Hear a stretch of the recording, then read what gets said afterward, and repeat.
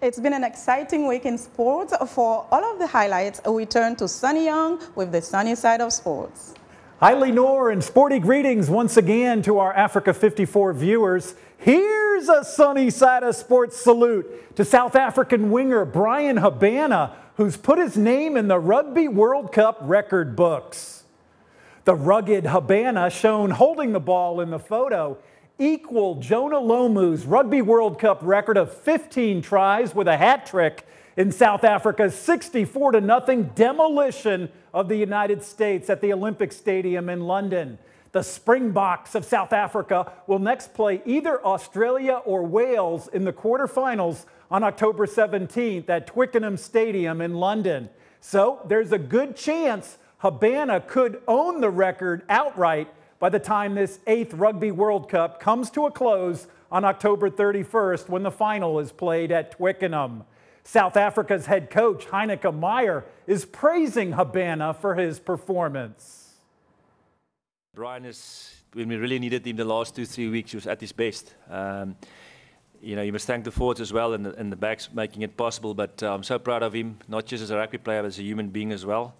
And it's great, you know, it's really great that he's on form. We're going to need him, hopefully, or definitely in the next game.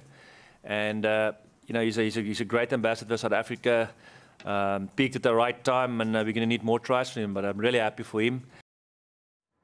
Now let's go to the western U.S. city of Phoenix, Arizona, where we'll get to meet some children whose families fled war-torn countries and refugee camps for a better life here in the USA. The children are getting a chance to play soccer or football on a special team. Arash Arabasadi reports from Phoenix. On a hot night in the American Southwest, dozens of kids take the field. Their background is kind of the same as mine, that we are refugees. This is the North Phoenix Christian Soccer Club. It's full of young people whose families fled to the United States in search of a better life. I love it here because, you know, I got a better chance to get a better education and get to play more soccer without worrying about gunshot or things. His family came to Arizona after fleeing persecution in Burma.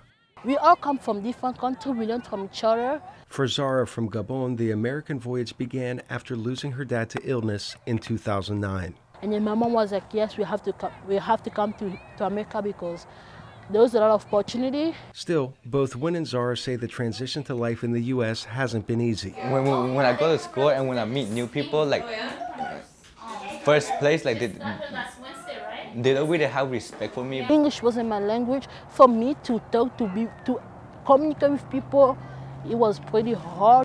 And that's where the soccer club comes into play. We will never decline a kid or tell him he can't play because of the lack of not paying. The club loans kids shoes and pays their registration fees. That comes to about $30,000 a year, paid by the club's president and a few outside donors.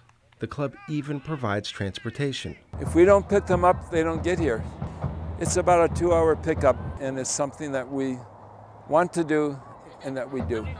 Without a ride, many of these kids would not be able to participate in an activity they say shapes their lives. The soccer club is very important to me. Like, it helped me adapt to this world. Their time in the club is limited. 18 is the cutoff age for most players.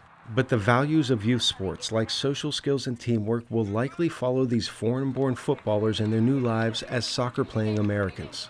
In Phoenix, Arash Arabasadi, VOA News. Thanks, Arash. I'm VOA's Sonny Young, and that's the sunny side of sports. Lenore? Thank you, Sonny. Watch for Sunny Side of Sports every Monday and Friday on Africa 54.